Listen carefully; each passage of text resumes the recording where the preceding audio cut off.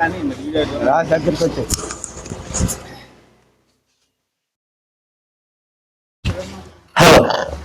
ఫేస్లు body వరకు చుట్టూ తీసి కరెక్ట్గా ఇటు ఇటు ఇటు చెప్పు నాకెళ్ళి చూపించు.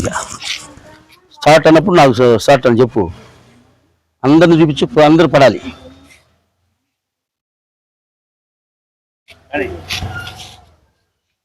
చేనేత మిత్రులకు, సిండికేట్ కాలనీ చేనేత సోదరీమణులందరికీ నా యొక్క నమస్కారాలు.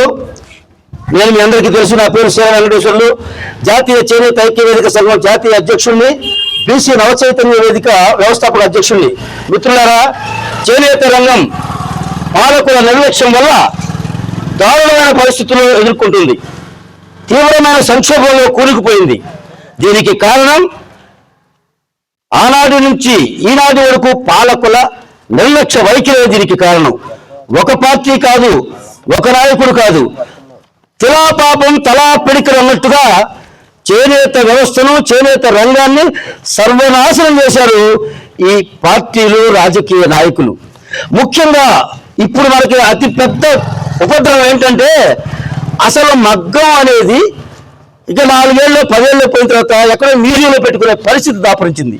చేనేత కుటుంబాలు బ్రతుకు తెరువు లేక, బ్రతుకు పూట గడవక, బయటి పనులకు పోతూ కూడా తీవ్రమైన అవమానాల పాలై ఎంత దారుణమైన పరిస్థితులు ఉన్నదంటే, బకాయిలు గతంలో చేనేతలకు ఇవ్వాల్సిన సబ్సిడీలు, రాయితీలు, తిట్టు పథకాలు మొత్తం ఎత్తేశారు.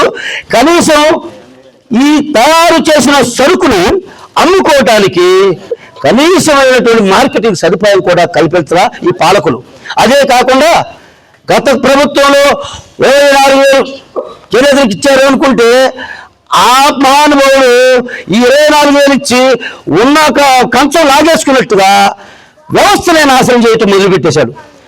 మొత్తం రద్దు చేశాడు పథకాలన్నీ, ఒక్క 24,000 ఇచ్చి. అసలు పని లేదు. పని ఉంటే చాలా బాబు, మాకు 24,000 వద్దు అని జనాలందరూ మొత్తుకున్నాము. అనేక ధర్నాలు చేశాం, కలెక్టర్ ముందు ధర్నాలు చేశాం, కానీ పాలకులు వెళ్ళ. ఇప్పుడు ఈ ప్రభుత్వాన్ని కూడా మేమేం కోరుతున్నాం, 25,000 ఇస్తారని చేనేత దినోత్సవం రోజు ఆగస్టు 7వ తారీఖున ముఖ్యమంత్రి చంద్రబాబు నాయుడు హామీ ఇచ్చారు. మీరు ఇచ్చిన హామీ నిలబెట్టుకోండి. ఆ 25,000 ఇస్తే కనీసమైన స్పాంతన కలుగుతుంది మా చేనేత కార్మికులకు. అంతేకాకుండా స్వతంత్రం వచ్చి ఇప్పటికీ 79 సంవత్సరాలు అవుతుంది. కానీ మన చేనేతలు ఈ రాష్ట్రంలో 18 లక్షల మంది జనాభా ఉన్నాం, 18 చేనేత కులాలు ఉన్నాయి. కానీ అసెంబ్లీలో మనకు స్థానం లేదు. అదేమంటే మన వాళ్ళు అనుకుంటారు రాజకీయాలతో మనకేం పని ఉంది అనుకున్నారు. కానీ మిత్రులారా, ప్రతి మనిషి జీవితం పుట్టిన దగ్గర నుంచి కాటికి వెళ్ళేదాకా కూడా రాజకీయాలే మనల్ని శాసిస్తాయి. మన జీవితాలు రాజకీయాల మీద ఆధారపడి ఉన్నాయి. అదే ఈనాడు మన చేనేత బిడ్డ ఏదైనా అసెంబ్లీలోనో పార్లమెంట్లోనో ఉంటే మన సమస్యలను గలమెత్తి మాట్లాడారా? మన సమస్యల గురించి అక్కడ గలమెత్తి మాట్లాడితే చట్టసభల్లో మనకి ఖచ్చితంగా న్యాయం జరిగేది. ముఖ్యంగా మనం ఎక్కువ బాధపడాల్సింది ఏంటంటే, 1,00,000 జనాభా ఉన్న మంగళగిరి మనకి సీట్ లేదు. ఇక్కడ 80 ఓట్లున్న చీరాలలో మనకి సీట్ లేదు. చేనేతలకి ఒక్క సీటు ఇలా. మరి ఇంత జనాభా ఉన్న చేనేత అంటే లెక్కలేదా పాలకులకి? అంటే మనం కూడా నేర్చుకోవాల్సింది ఉంది. మనం కూడా చేనేతలో చైతన్యవంతం కావాలి. రాజకీయంలో ఏందే మనకు జీవితాలు లేవు. రేపు నీ బిడ్డల భవిష్యత్తు ఏం కావాలి? ఇప్పటికే చదువుకున్న పిల్లలకి ఉద్యోగాలు లేక అన్ని కూడా, ముఖ్యంగా ఈ రాష్ట్రంలో 2 కులాలకు మాత్రమే అన్ని అవకాశాలు వస్తున్నాయి తప్ప ఇప్పుడు 3వ కులం కూడా తయారైంది. కానీ మరి 50 కులాలున్న 44 కులాలున్న 60% ఉన్న బీసీలు అందరూ ఏం చేయాలా? చేతే 18 కులాలు 18 లక్షలు మంది జనం ఉన్నాం. మన పరిస్థితి ఏంటి? బీసీల పరిస్థితి ఏంటి? కానీ కాలేజీలు వాళ్ళవే, వ్యాపారాలు వాళ్ళవే, పెట్రోల్ బంకులు వాళ్ళవే. ప్రతి వ్యాపారంలో కానీ, రాజకీయాల్లో కానీ, ఆఖరికి కార్పొరేషన్ కూడా మనకి ఇచ్చే పరిస్థితిలో లేదు. 18 కులాల్లో ఒక కార్పొరేషన్ మాత్రం ఇచ్చారు, మిగతా 17 కులాలు ఏమైపోవాలి? అదే ఈ పాలకులను మనం ప్రశ్నిస్తున్నాం. రేపు ధర్మాధర్నానికి మీరందరూ వేలాదిగా తరలి వచ్చి మన చేనేతల సమస్యలు గలమక్కడ ఇప్పి మనం మాట్లాడే మాటలకు పాలకులు దిగి రావాలని, ఖచ్చితంగా మన చేనేతల మన యొక్క హామీలను కానీ, మన యొక్క కోరికలు కానీ నెరవేర్చుకునేందుకు మనం అక్కడ కనీసం 10,000 మందితో ధర్నా చేస్తేనే ఈ మొద్దు ప్రభుత్వాలు కదులుతాయి. అందుకే ఇటీవల మన చేనేత మంత్రి గారు. అసలు ఒక మాట నేను ఈ ప్రభుత్వాన్ని కూడా అడుగుదలుచుకున్నాను.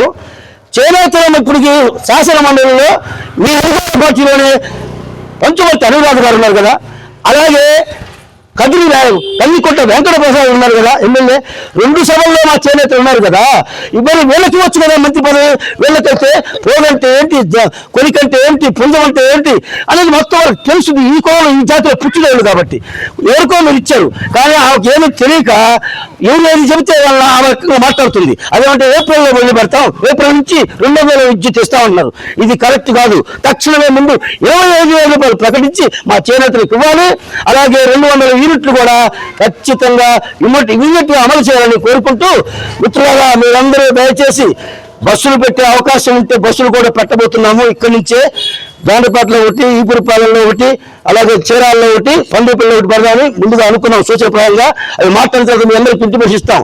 కానీ రైలు ఉంటే రైలు ఏదంటే అది పట్టుకొని ముందు మనం అక్కడ చేరితే అందరికీ 10,000 మంది వచ్చినా భోజనాలు ఏర్పాటు చేశాం.